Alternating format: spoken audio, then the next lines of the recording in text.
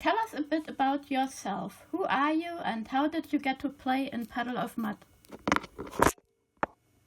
Well, I'm a local Florida musician. I started playing the drums when I was 12 years old, and I played in a bunch of local bands, and I ultimately became very good friends with Fred Durst, who we all know is with Limp Bizkit. Yeah. And we wrote lots of songs together, and we had a lot of fun together, and ultimately he was the one who owned the record company that Paul the Mud got signed to, and it was upon Fred Durst's recommendation that the Paul the Mud guys, seek me out and give me an audition, and so it was by the hands of Fred Durst that I was introduced to Wes, and went out to L.A. and I auditioned for the band, and they said you're the man. And so that's how I ended up, getting the gig with Puddle. I saw the picture you posted of that drum kit that you got back in the day from the... Yes, absolutely. Yeah, I had a Fred Durst and John Otto from Limp Bizkit both. They were very big at that time, and they had John Otto's drum company make a custom-made drum set, for Puddle of Mud. That's and awesome. I still have it to this day. I'm very proud of it, yes. Oh yeah, I can imagine. So, what is your favorite memory with Puddle of Mud? I would probably have to say when we played the Troubadour in Los Angeles, only because that's such a iconic, venue that so many legendary acts have played, and we got to play there that night. When I was with Puddle of Mud, we only played 2 live shows, and that was one of them. And I got to meet so many people that night. I got to hang out with Mini-Me and, George Clooney and Minnie Driver and Daisy Fuentes, a bunch of Hollywood people. It was just mind-blowing. That's pretty cool. And just generally hanging out with the guys in the band. We there was rough times, but we also had a lot of good times too.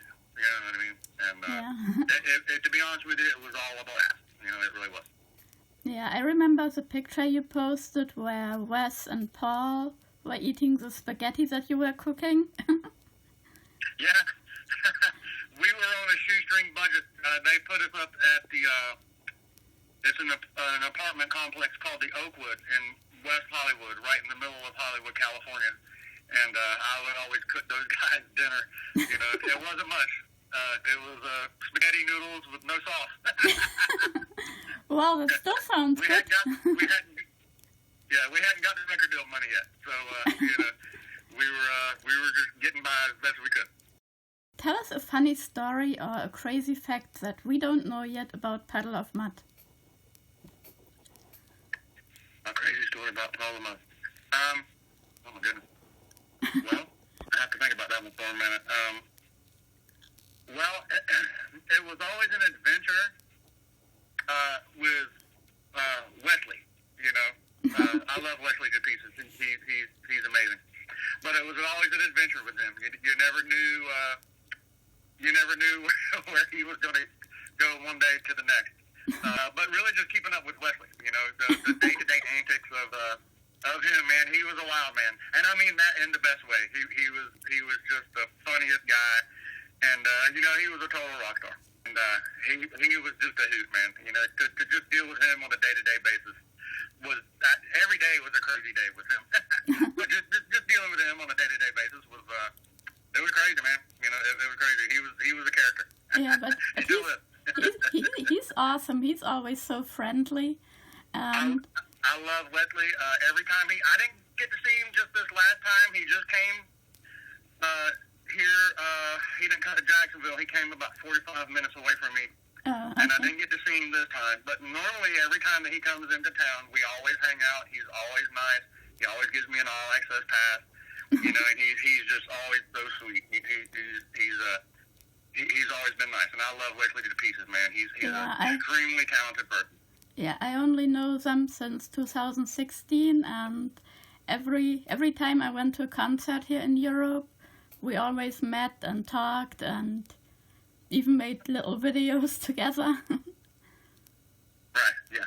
He's the best, man. I love him. He's so talented. He's a wild man, but he's got a big heart. He's a sweetheart. Yeah. What happened that the early 2000s version of the band went forward with a different drummer and not with you? Me not being in the band? Yeah, exactly. Well, you know, I don't want to give away too much, but I will say that me and the guys in the band, Wes, Paul, and Doug, you know, we were a band. Of course, we argued, but we also got along really good. And my ultimate departure had nothing to do with the guys in the band. Yeah. They didn't want me to go. They fought for me to stay. They wanted me to stay.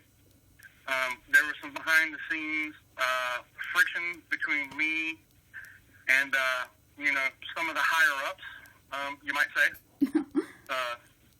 because I was so close to the ownership of the record label.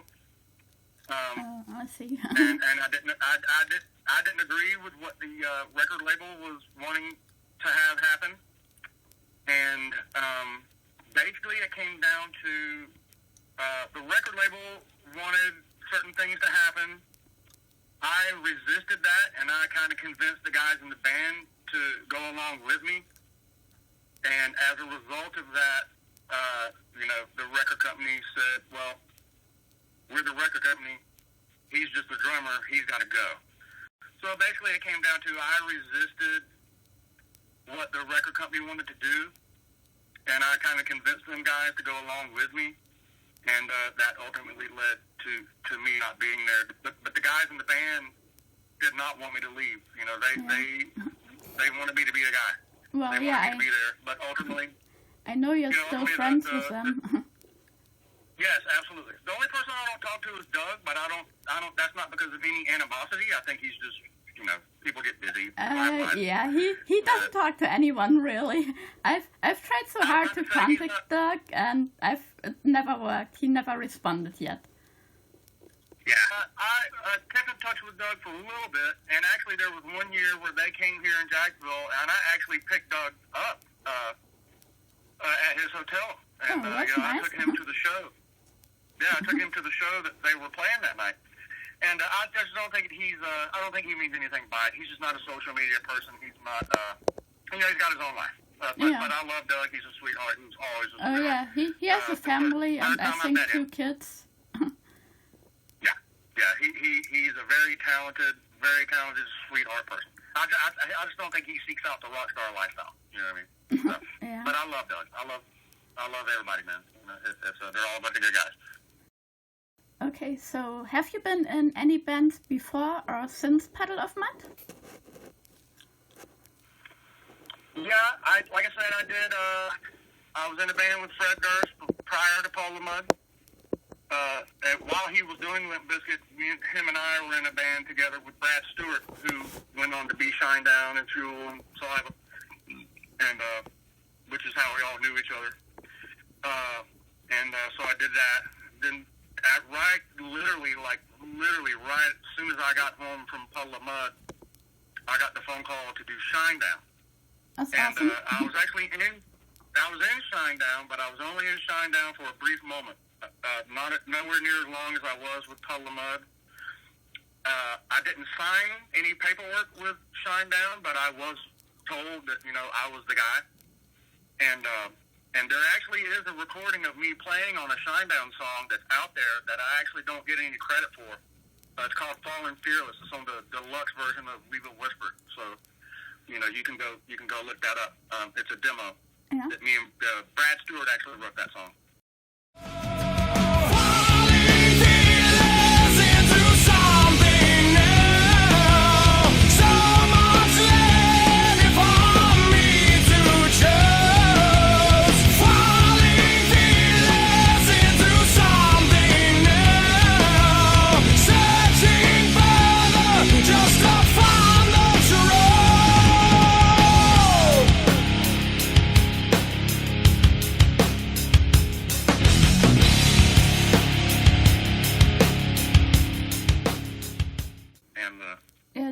also And I've write done on several things, Control?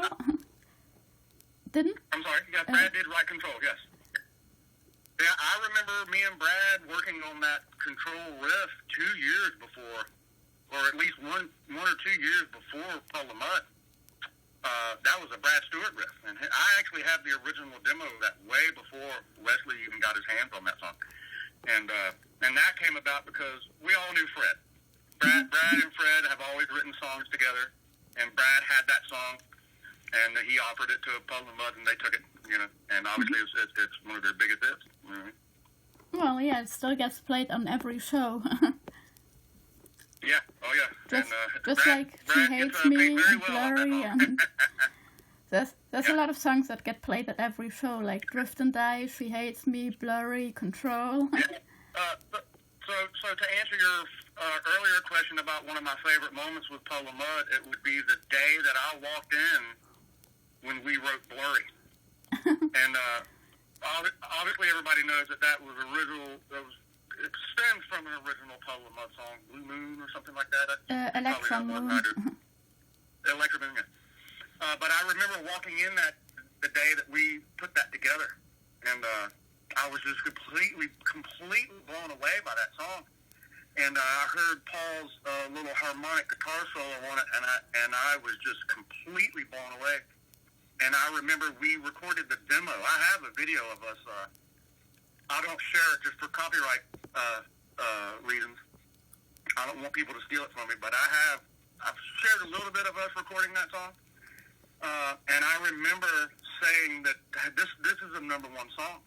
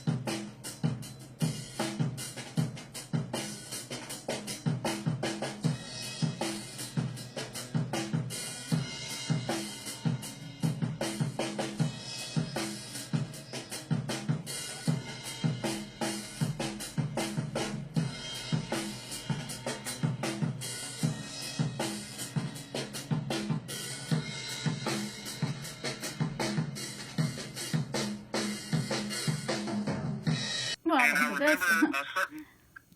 I remember a certain person at the record label disagreed. A certain person at the record label didn't like that song. And I said, well, that person doesn't like that song because they didn't write it. I literally feel like that song was so good that the person that was controlling things at the record label was jealous. And lo and behold, that song is, I think they won a Grammy for that song. You know what I mean? Well, yeah, it was well hit. Like everybody knew Blurry, and people still know it. And if they forget it or play it later in the show, then people always call for it, Blurry, Blurry. That single moment was probably, I knew Control was a hit when we played it because me and Brad had worked on it. But literally, I just remember walking into the band room in Burbank, California, when Wes and Doug were, working on Blurry, and I hit the floor. I was like, wow, this is absolutely amazing. Yeah. That was one of my. So to answer your earlier question, that was probably one of my favorite moments with Paul the Mud. It was the Yeah, day I can imagine that would be awesome. It's such a beautiful song. Yeah, I love that song. But I love the original song too, but Jimmy still hasn't sent me the full version yet. Actually, you know what? I've never heard the original. I've never heard it. I know that it stems from it, but I've never actually heard it. So. I have parts of it that I can send you later on when we're done talking. Sure, that'd be great. Yeah. It's pretty interesting also to see how it changed over the years and with different people adding their touch to it.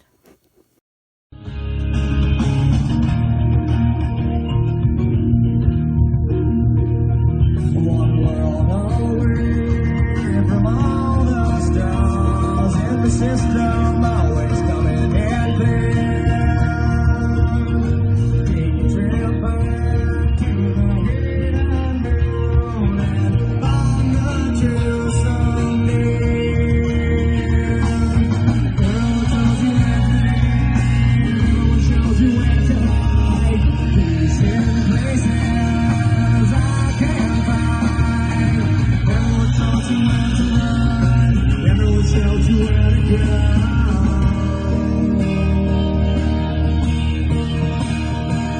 And they take it all away, and they take it all away.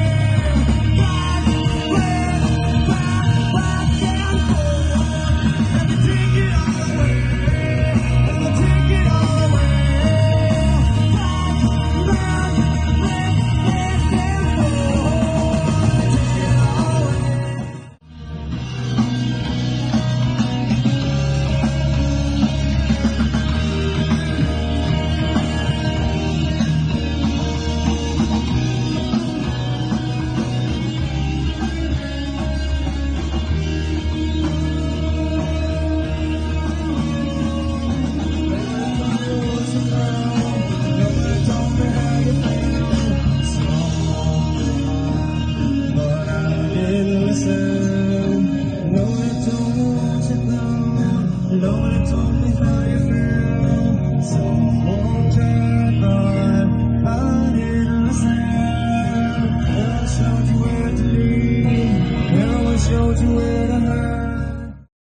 From what I remember, that guitar part, that iconic guitar part, was Doug's.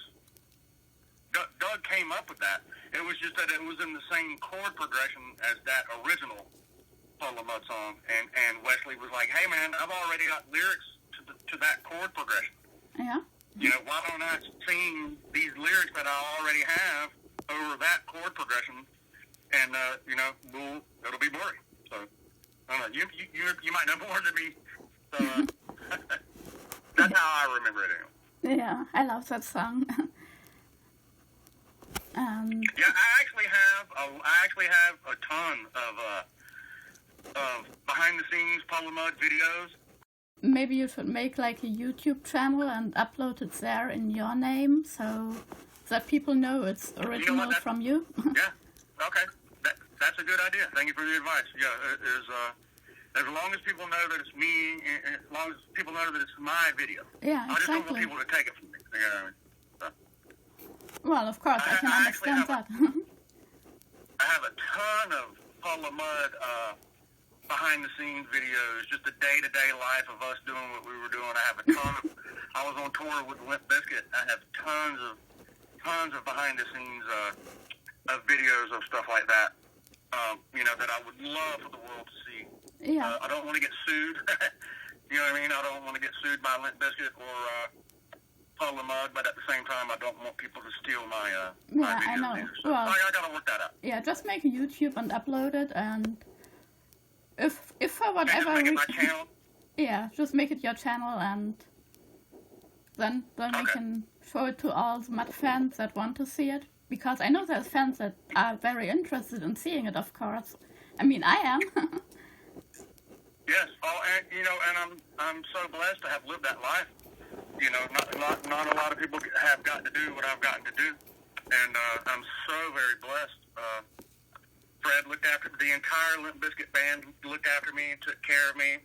You know, Puddle Mud looked after me and took care of me. Yeah. And I would love to share that with the world. You know, Oh, yeah, you definitely should. Definitely.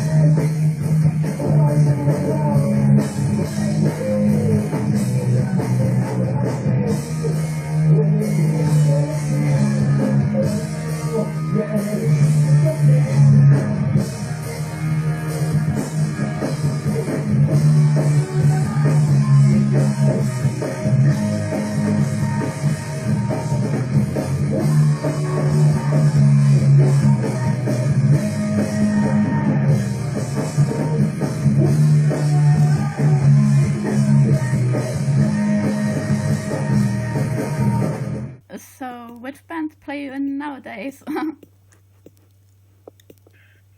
bands am I playing?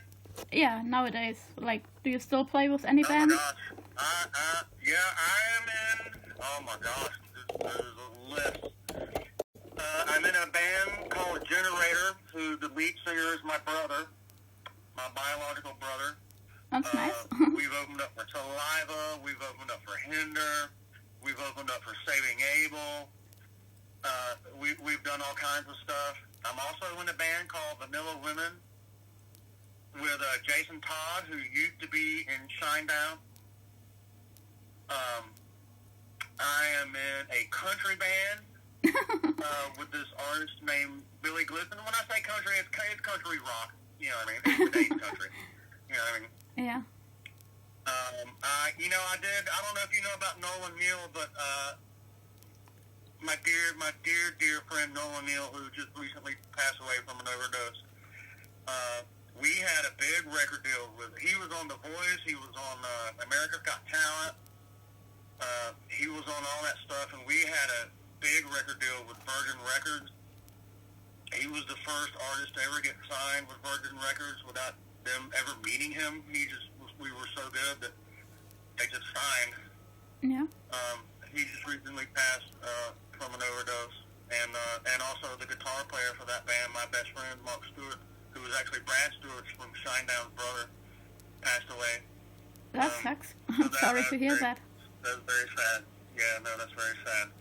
And let's see, I have a cover band that I play bass in. I'm in so many bands that, every once a week I get a text or an email from somebody, hey, will you play in my band? And I'm like, I just can't do it, man. I'm spread way too thin. I'm in a band I'm in another band called Blow It Up with my brother, who's also the singer in that band. It's kind of a Guns N' Roses type of band. Yeah. I do my own solo stuff.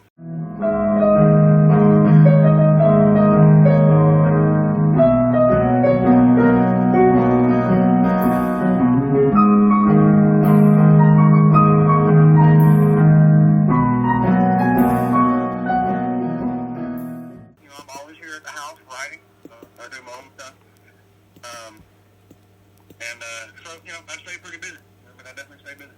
Okay, next question.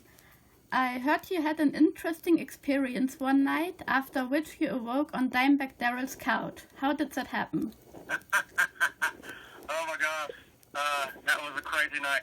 So that was Paul's band after Paul the Mud, Operator. Yeah. And I was on tour with Paul and his band, and it was a day off, and somehow somebody called and said, hey, Vinnie Paul wants to hang out with you guys.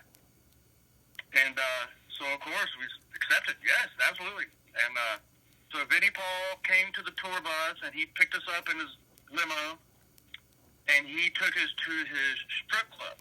And he has this, like, 2-story strip club in Dallas. It's huge. It's enormous strip club.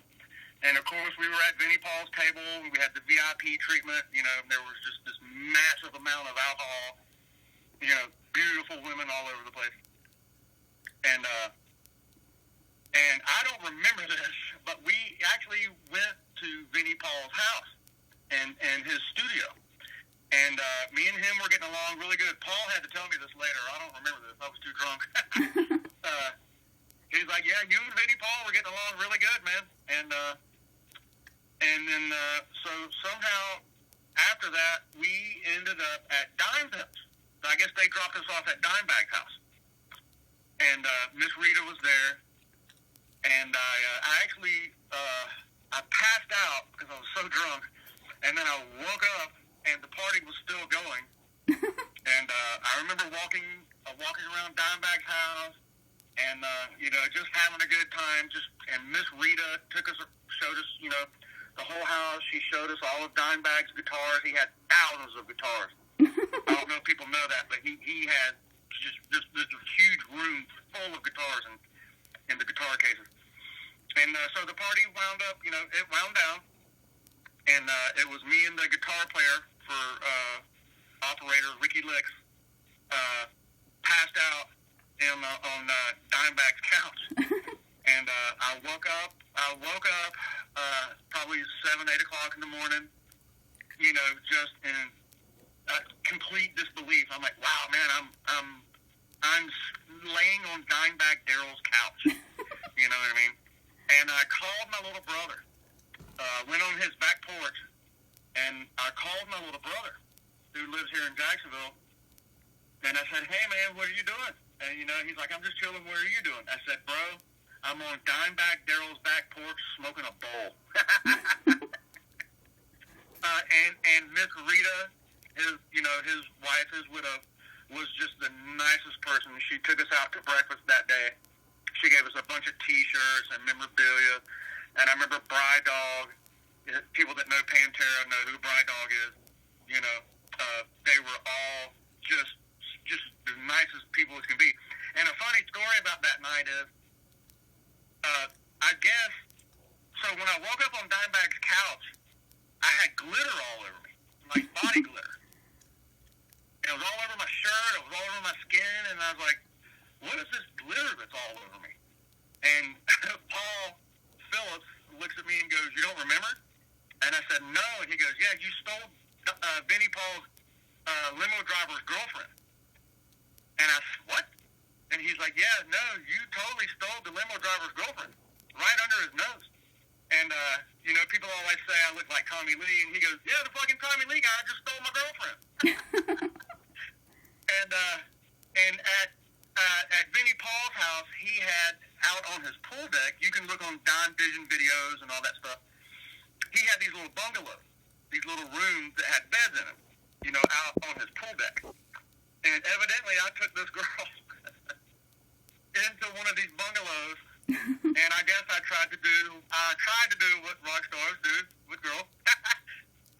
But evidently I threw up, you know, in the bungalow on the mattress, and I flipped the mattress over, you know, and I tried to keep going, and I had to throw up again, and I ran out on the pool deck where Vinnie Paul was, and I started throwing up all over his pool deck.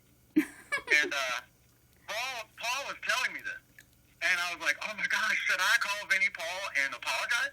And he goes, bro, Vinnie was laughing at you the whole night. Yeah, I don't remember that. Paul had to tell me that story. But oh my God, and we had to play the next day.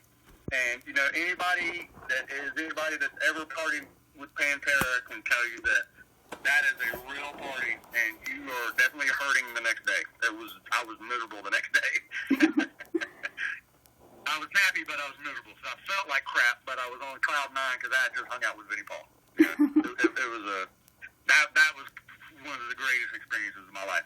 And by the way, Vinnie Paul and his whole crew, that whole crew, were just the sweetest people that you will ever meet.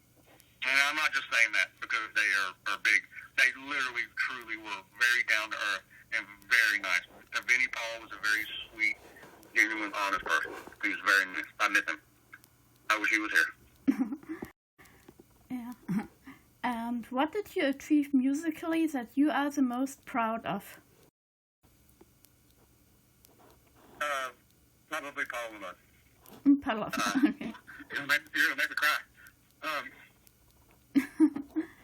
The day that we signed the record deal. Sorry, I'm getting a little teary-eyed. Give me a minute. Okay. The day that we signed the record deal. Yeah. The day that and yeah, there's a lot of highlights. I got to meet Tommy Lee. Tommy Lee is one of my heroes. You know what I mean? I got to meet so many of my heroes. And but the day that we sat down and actually signed the deal, you know, yeah, I can that was imagine. my childhood dream come true. Yeah. That basically made you a rock star too. Well, it made me legit. You know what I mean? It was, you know, when you live this lifestyle, this is not a normal lifestyle. And when you're growing up as a kid, you know, you're taught to go to school, get an education, and get a good job. And there's nothing wrong with that. But you're not really taught to dream. It's like your dreams are never really going to come true. And I never believed that. And You know, like you see my post. I ran away from home when I was 15 years old because Yeah. I didn't buy into that crap. You know, I was like, well, if your dreams are never going to come true if you don't fight for them, if you don't believe in them. And it's a very, very hard road, and I sacrificed a lot. I gave up a lot to pursue that dream, and I heard my own family told me that I was never going to make it. My own family told me that I was a fool for even thinking that I even had a shot at anything like that. And so the day that we sat down and actually signed the deal, you know, I have pictures of it. I have pictures of the. I actually still have some of the actual contract. That to me solidified. It made everything worth it. You know what I mean? It made everything worth it. I was like, you know what? Here I am. I actually did it. I didn't listen to anybody. I stuck to my guns. I didn't listen to those people that tell me I wasn't going to make it. You know, and I did it. And Yeah. that was my proudest moment. And which bands or other musicians inspire you? Like, who are your favorite musicians? Well, you know, the older I get, you know, I'm 50, and so it's hard to pick just one. You know, the traditional rock bands, AC/DC, Led Zeppelin, Van Halen. Of course, I grew up on those bands. You know what I mean? Yeah. They're my bread and butter. You know, the older I get, I appreciate the Beatles. Aerosmith, you know, Metallica was a huge influence. Rob Zombie, you know, I got to meet Rob Zombie. I toured with Rob Zombie's brother. That's cool. But, you know, to be honest with you, I really, truly love I'm a big pop music fan. I love pop music. Love Michael Jackson. I love Prince. You know, I love country music, or today's country music. I love all country music. You know what I mean? I hope you like Johnny Cash too. Oh, I love Johnny Cash. Oh, my God, I was leaned on Johnny Cash. Elvis Presley, I'm a huge, I absolutely love and adore Elvis Presley. He was the staple in my grandmother's house when I was growing up. I am a huge Elvis Presley fan. I just absolutely love and adore that man. And, you know, but anything that's good, as long as it's good and as long as it's passionate. Motley Crue was a big influence. So, you know, those bands, you know, anything along those lines. Seven Dust, I love Seven Dust. I cannot speak highly enough about Seven Dust as far as they are just, not only is the members of the band nice, but their whole crew, you know, is nice. Buck Cherry, those guys are just the nicest guys in the world. Jacoby Shattuck from Papa Roach is one of the nicest people that I had ever met before in my life. When we were on tour together, I called him Infectious. That was my nickname for Jacoby, was Infectious, because he just had this energy all day, even if he wasn't on stage. And he was sober. He didn't drink, he didn't do drugs, and he was just the biggest rock star, energy, nicest person that he pulled me to the side one time. He walked up to me one time and he goes, "Hey man, you look like you like to have a good time." And I'm like, "Yeah, bro." He goes, "Well, come on, bro." And he took me to his dressing room and he goes, "Here, man, you can have this." And he gave me this huge bottle of like Serum 7 or something like that. And I go, "Well, let's take a shot, bro." And he goes, "I don't drink, man, but you can do whatever you want, bro. My dressing room is your dressing room." I wasn't even in his band, you know. I was just some dude backstage, you know, in another band. And so Jacoby, I cannot speak highly enough of Jacoby Shattuck. You know, the guy from Blackstone Cherry, you know, just the nicest people that you'll ever fucking meet. You know, the nicest. I have so many memories. So all those bands are my favorite. You know what I mean? Do you have any advice for young and upcoming musicians? Well, you know, that's tough. Because things have changed so much. You know, the ways to be a professional musician has changed so much. The landscape has changed so much. I make very little money now. I mean, I'm literally riding the wave of my past. You know what I mean? Yeah. And so to give advice, I mean, nowadays it's one of those things that you have to really love to do it just for the sake of doing it. And if you want to make money at it, you know, that's tough. You have to work really, really, really, really hard. You had to work hard back in the day, back in my day, but you have to work even harder now. And so my advice to any up-and-coming musicians is do it because you love to do it. I will say that it's a very rewarding thing, and I hope that these younger musicians don't stop playing actual instruments, and they don't stop playing live. That's a big thing, you know, because everything's computerized nowadays. Yeah. You know, but just, you know, work hard. You know, you got to practice. If you want to be good, you got to work really hard. I used to practice, and when I was 17 years old, I would work 16 hours a day, you know, in the hot sun on a framing crew, and then I would come home and I would play drums for 4 or 5 hours. Even if I was, you know, even if I was tired, I would just do it because I just loved it, you know. Yeah. And it's just so my advice would be just, you know, just stick to it, practice. You know, the only way you're going to be good at it is to work. You have to work really hard. You really do. I used to spend a lot of time practicing, you know, but you have to do it by yourself. You do it alone. You lock yourself up in your room, and you play your guitar, you play the drums, or you do whatever it is. You know what I mean? And just practice, play your ass off. You know what I mean? That's my advice. If you want to be good, you gotta do it. So. I think drummers say the same answer to this question. It's always practice, and that the whole music industry has changed, and that it's a lot more difficult nowadays for young musicians to become famous. Because Kenny said exactly those same words that you just said. I have a big heart spot for the girls of rock and roll because I feel like they don't get a fair shake, you know, because it's such a male-dominated thing. And, you know, I toured with Joan Jett when I was in the 90s, and Joan Jett was just the sweetest, nicest person, and she was such a badass, man. I have such a big heart spot for Joan Jett. So ever since then, I've had a big, you know, spot in my heart for the girls.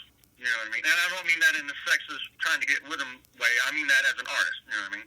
I see so many of these girls that rock on the drums and they rock on the guitar, and you know, they got their own bands now. You know, and like that's just so awesome.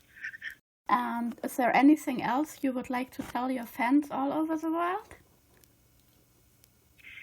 Oh man, just thank you for the love and support, and thank you for putting up with my erratic post. I know that I post crazy shit all the time, and then I delete it. I mean well. I don't mean any harm to anyone. I just get emotional. But just thank you for the support. You know, I love all of my fans. I love you. I love doing this today. It is the biggest payoff in the world is the fans. It really is. The people that come to the shows, the people that ask for the autographs. Every time I sign an autograph, I'm absolutely, my jaw drops if someone wants my autograph.